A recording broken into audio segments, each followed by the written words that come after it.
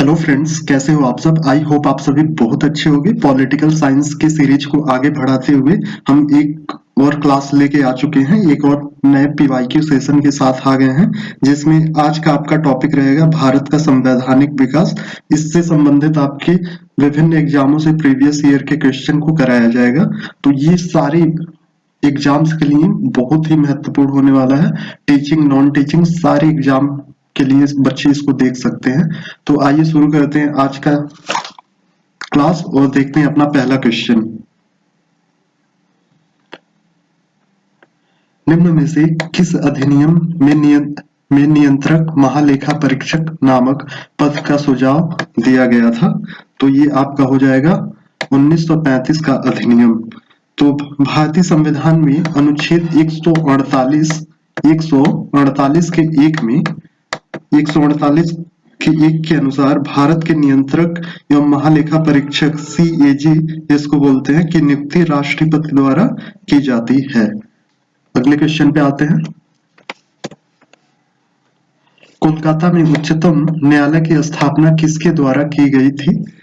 तो ये आपका हो जाएगा 1773 का विनियामक अधिनियम।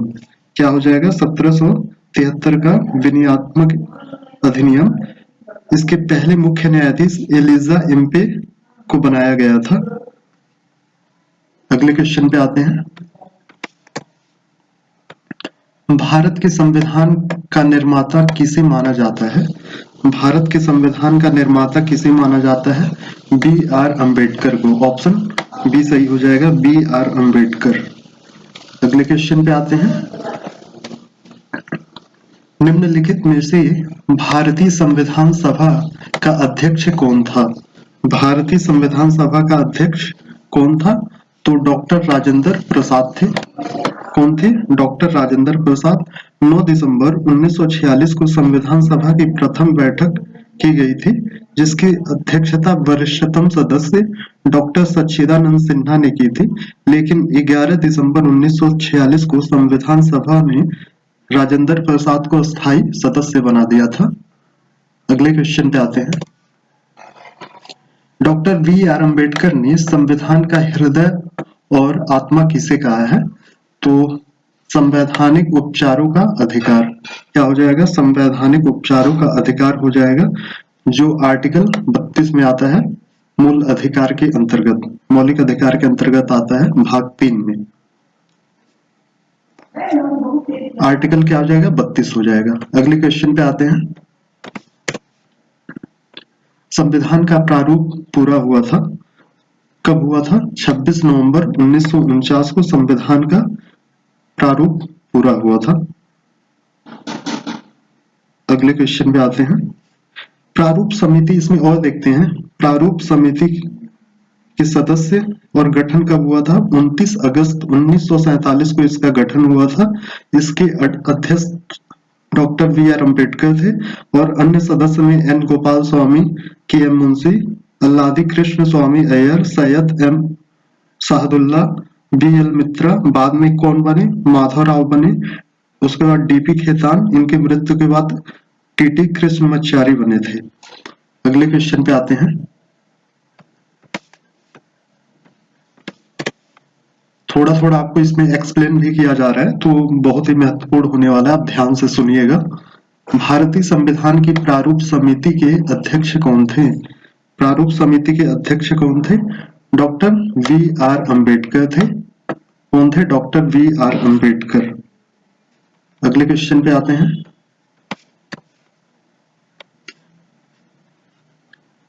भारतीय संविधान के मत को सूची जिस देश से अपनाया गया है, मिलान करना है, सुमेलित करना है। कौन सा भारतीय संविधान की चीजें हैं जो अन्य देशों से ली गई है, तो इसको हम मिलान कराते हैं। राज्य के नीति निर्देशक सिद्धांत कहाँ से लिया गया है? आयरलैंड से। उसके बाद मूल अधिकार आपका लिया गया संयुक्त राज्य अमेरिका से।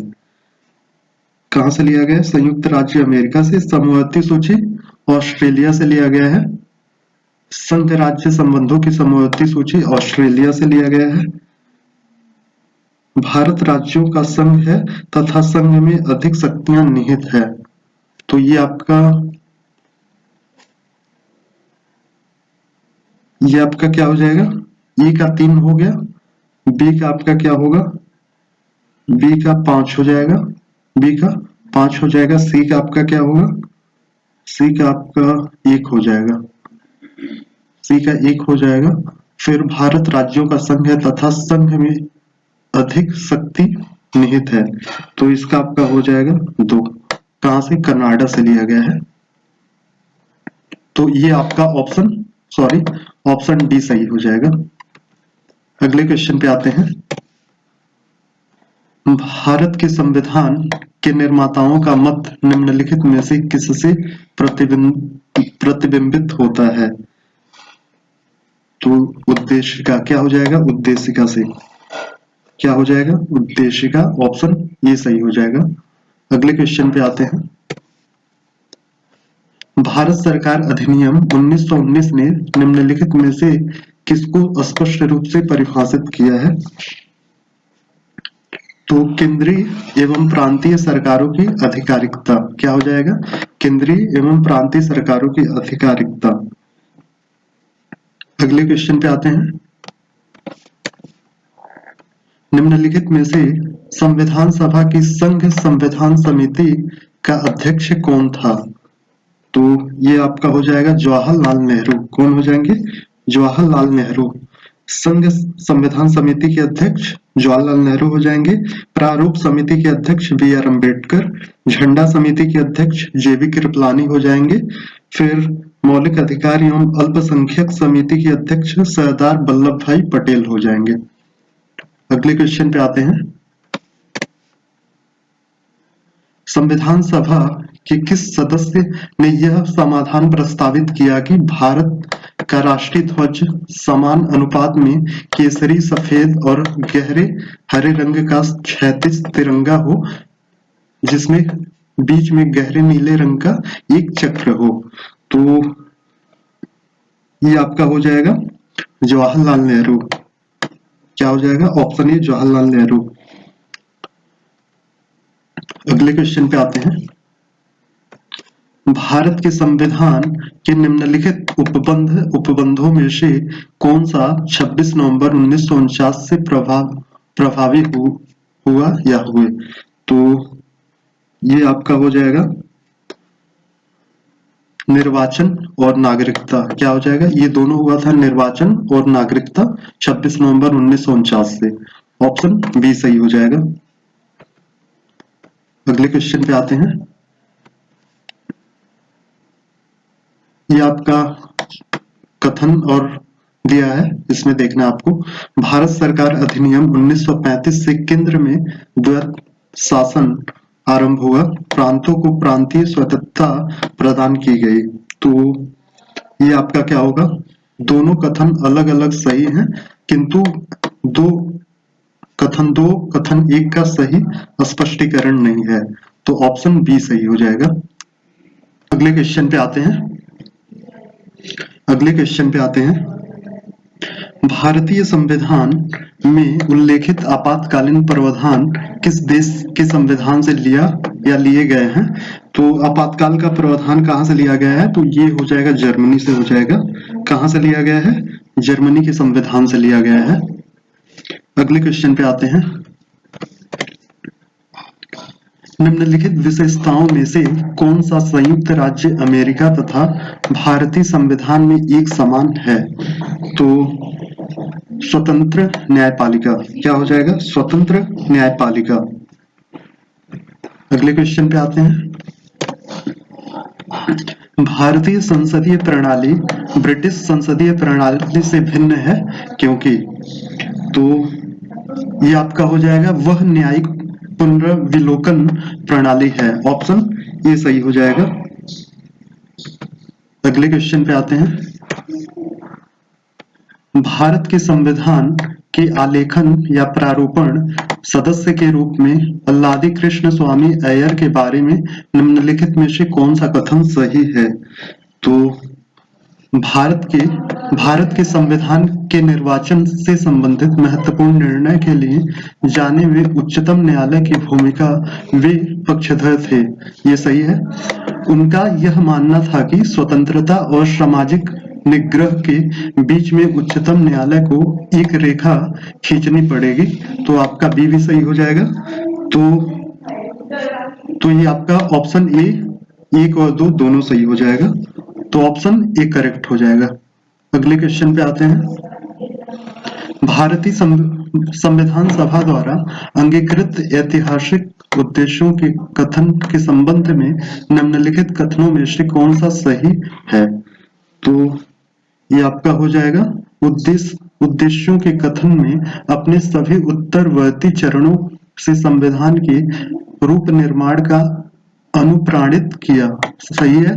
यह केवल एक प्रस्ताव भर ही नहीं था बल्कि एक घोषणा, एक दृढ़ संकल्प और एक प्रतिज्ञा थी। ये भी करेक्ट हो जाएगा। इनमें इसने हमारे संविधान का अंतर्निहित दर्शन प्रदान किया। ये भी सही हो जाएगा। ऑप्शन सी सही हो जाएगा। 1, 2 और 3। अगले क्वेश्चन पे आते हैं। निम्नलिखित में से कौन सी विशेषताएं ब्रिटिश संविधान से भारत के संविधान में ली गई? तो ये आपका हो जाएगा कानून का शासन, ये भी लिया गया है। विधि निर्माण प्रक्रिया, ये भी लिया गया है। फिर आपका इसमें संसदीय व्यवस्था, ये भी लिया गया है। तो विधि का शासन कहां से लिया गया है?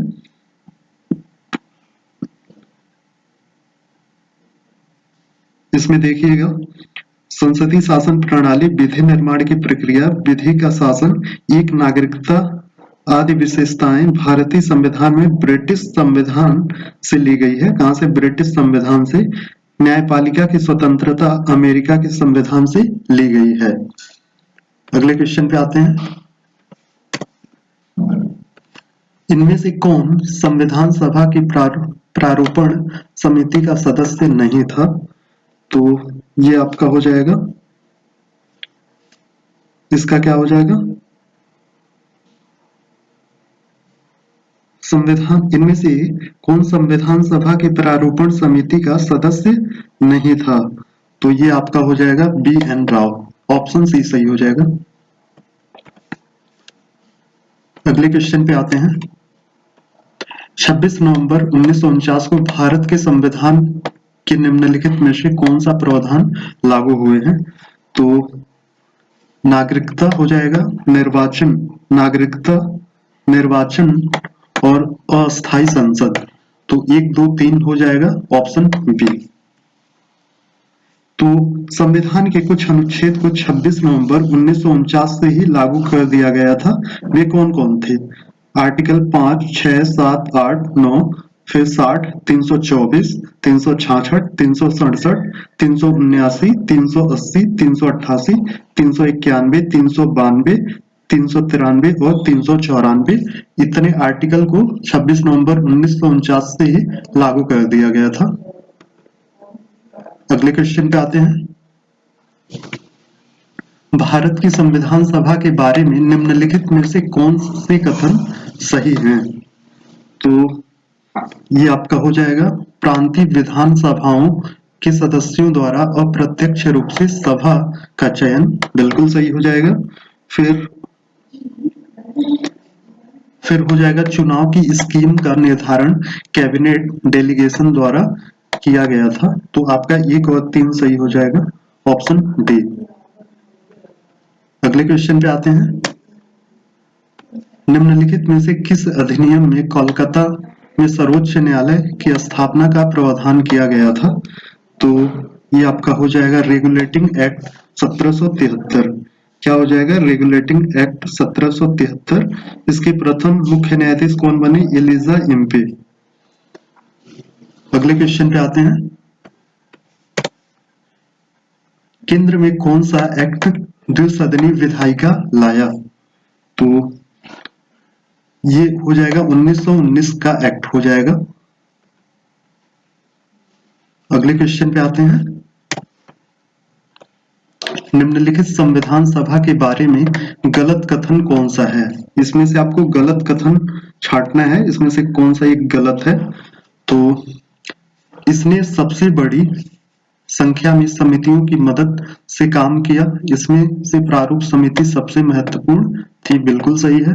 अल्पसंख्यक समुदाय जैसे ईसाई, एंग्लो इंडियन और पारसियों को सभी में पर्याप्त प्रतिनिधित्व दिया गया, बिल्कुल सही हो जाएगा। इसका निर्वाचन सार्वभौम वयस्क मताधिकार के आधार पर किया गया, तो ये आपका गलत हो जाएगा। इसकी चुनाव प्रक्रिया 1935 के अधिनियम के 6वीं अनुसूची पर आधारित थी। कर, संपत्ति और शैक्षणिक योग्यता के कारण मताधिकार सीमित था, ये भी सही होगा। तो ऑप्शन सी आपका सही हो जाएगा। अगले क्वेश्चन पे आते हैं। संविधान सभा के चुने हुए अस्थायी अध्यक्ष कौन थे? अस्थायी अध्यक्ष कौन थे? तो ये हो जाएंगे डॉक्टर राजेंद्र प्रसाद, और इसके पहले अस्थायी कौन थे? डॉक्टर सच्चिदानंद सिन्हा। अगले क्वेश्चन पे आते हैं। संविधान सभा के सम्मुख संविधान की प्रस्तावना का प्रस्ताव किसने रखा? संविधान की प्रस्तावना का प्रस्ताव किसने रखा? तो हो जाएंगे जवाहरलाल नेहरू, ऑप्शन ए सही हो जाएगा। अगले क्वेश्चन पे आते हैं। भारतीय संविधान को बनाने हेतु भारतीय संविधान सभा के कुल कितने अधिवेशन हुए थे? तो टोटल आपके 12 अधिवेशन हुए थे। कितने? 12 अधिवेशन हुए थे। थोड़ा इसको डिटेल में देखते हैं। भारतीय संविधान के निर्माण में संविधान सभा को 2 वर्ष 11 माह 18 दिन का समय लगा था। कुल कितने? 12 अधिवेशन हुए थे। कुल अवधि 165 दिन हुए। संविधान सभा के सदस्यों द्वारा भारतीय संविधान पर हस्ताक्षर करने के लिए 12वां अधिवेशन 24 जनवरी 1950 को हुआ था। अगले क्वेश्चन पे आते हैं। भारतीय संविधान का प्रथम प्रारूप तैयार किया गया था, तो बी.एन. राव द्वारा। किसके द्वारा? बी.एन. राव द्वारा। अगले क्वेश्चन पे आते हैं। भारत के संविधान में सम्मिलित समवर्ती सूची किस देश की देन है? समवर्ती सूची किस देश की देन है? तो ये हो जाएगा ऑस्ट्रेलिया। अगले क्वेश्चन पे आते हैं। राज्यसभा के गठन में प्रतिभा, अनुभव और सेवा को प्रतिनिधित्व देने में भारतीय संविधान निर्माता निम्नलिखित उदाहरण से प्रभावित हुए थे, तो ये आपका हो जाएगा आयरिश गणतंत्र। क्या हो जाएगा? आयरिश गणतंत्र, आयरलैंड। अगले क्वेश्चन पे आते हैं।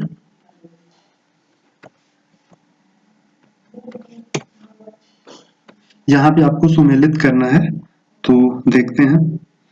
संविधान संशोधन कहाँ से लिया गया है? दक्षिण अफ्रीका का संविधान। निदेशक तत्व लिया गया है आयरलैंड से। कहाँ से लिया गया है? आयरलैंड, आयरिश संविधान से लिया गया है।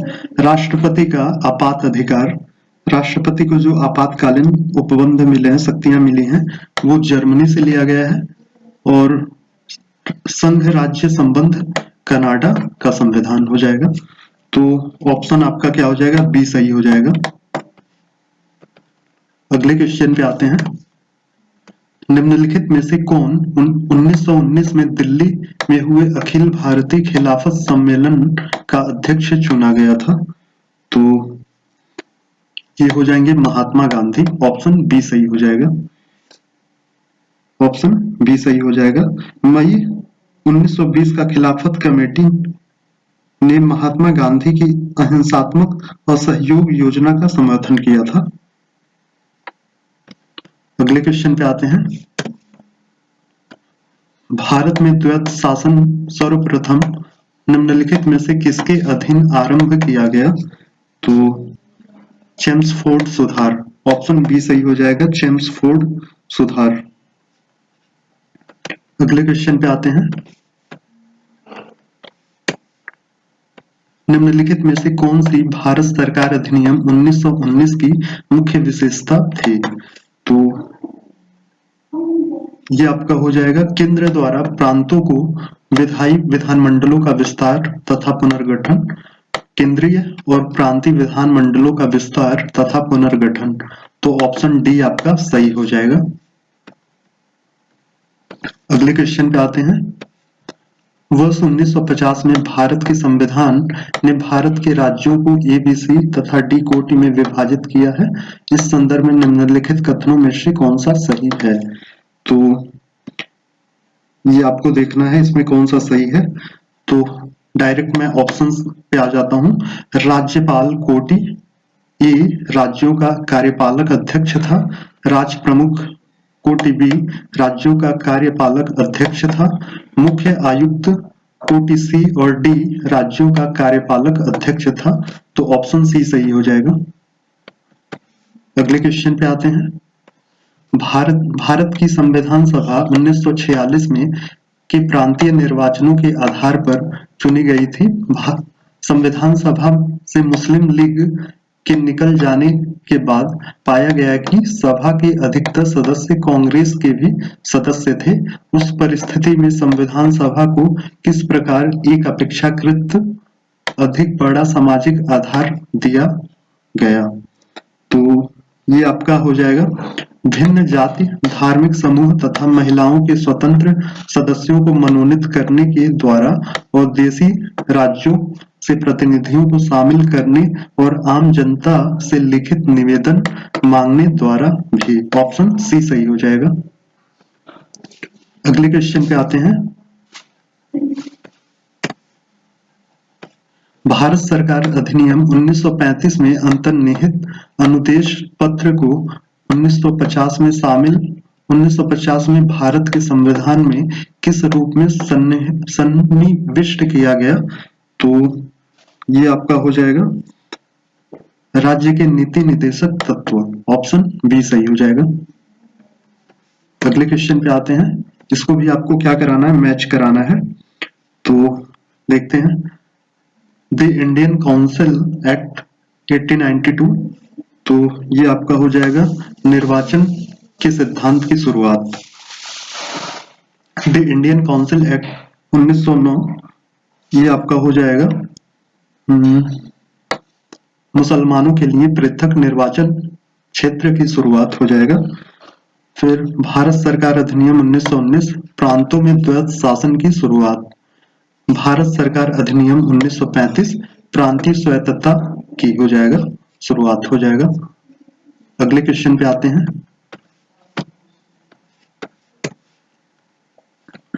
1919 के भारत सरकार अधिनियम ने क्या होगा? 1919 के भारत सरकार अधिनियम ने केंद्र में द्विसदनीय विधानमंडल स्थापित किए। बिल्कुल सही है।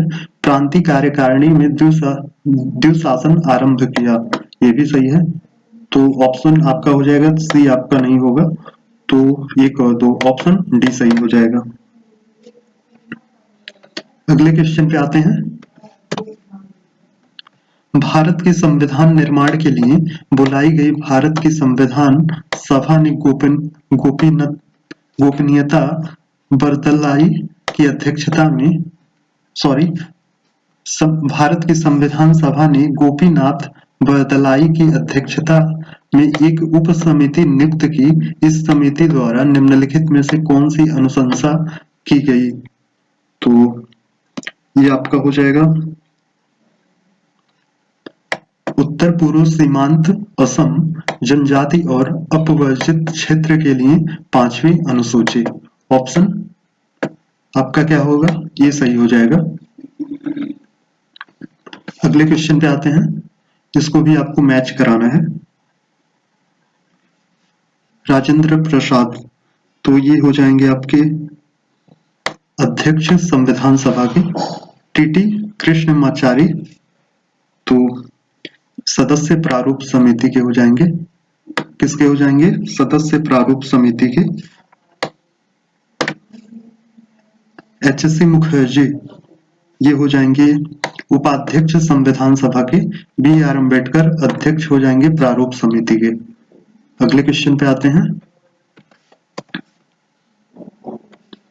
वर्ष 1939 में सभी प्रांतों में भारतीय मंत्रियों द्वारा त्यागपत्र देने का निम्नलिखित में से कौन सा कारण था? तो क्या कारण था?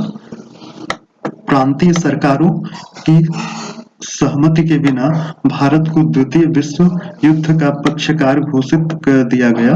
तो ऑप्शन डी सही हो जाएगा। अगले क्वेश्चन पे आते हैं। संविधान का प्रारूप जैसा विरचित किया गया वह केवल देश के शासन के लिए तंत्र उपलब्ध कराता है। यह सत्ता में किसी विशेष दल को स्थापित करने की प्रयुक्ति नहीं है, जैसा कि कुछ देशों में किया गया है। सत्ता में कौन हो इसे जनता के विनिश्चयार्थ छोड़ दिया गया, जैसा कि होना ही चाहिए। यदि इस तंत्र को लोकतंत्र के परीक्षण पर खरा उतारना है, संविधान निर्मात्री सभा के विचार विमर्श से उत्कृष्ट उपयुक्त परिच्छेद का श्रेय किसे है? तो ये किसके द्वारा दिया गया है? तो ये आपके हो जाएंगे डॉक्टर वी आर अंबेडकर। कौन हो जाएंगे? Doctor V R Ambedkar. Option B सही हो जाएगा। अगले क्वेश्चन पे आते हैं। निम्नलिखित में से कौन सा एक कैबिनेट मिशन 1946 का प्रस्ताव नहीं था? तो ये आपका हो जाएगा संविधान सभा के कार्यकलापों का ब्रिटिश सरकार द्वारा पर्यवेक्षण किया जाना। तो ये नहीं था, बाकी ये तीनों था। अगले क्वेश्चन पे आते हैं। निम्नलिखित कथनों में से कौन सा से संविधान सभा के गठन के बारे में सही है? तो संविधान सभा के गठन के बारे में कौन सा सही है? तो संविधान सभा के सदस्यों का चयन 1946 के प्रांतीय चुनाव के आधार पर किया गया। ऑप्शन एक सही हो जाएगा ये।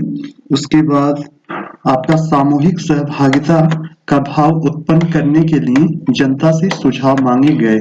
तो ऑप्शन डी सही हो जाएगा। 1 और 4 ये दोनों आपका गलत है। अगले क्वेश्चन पे आते हैं।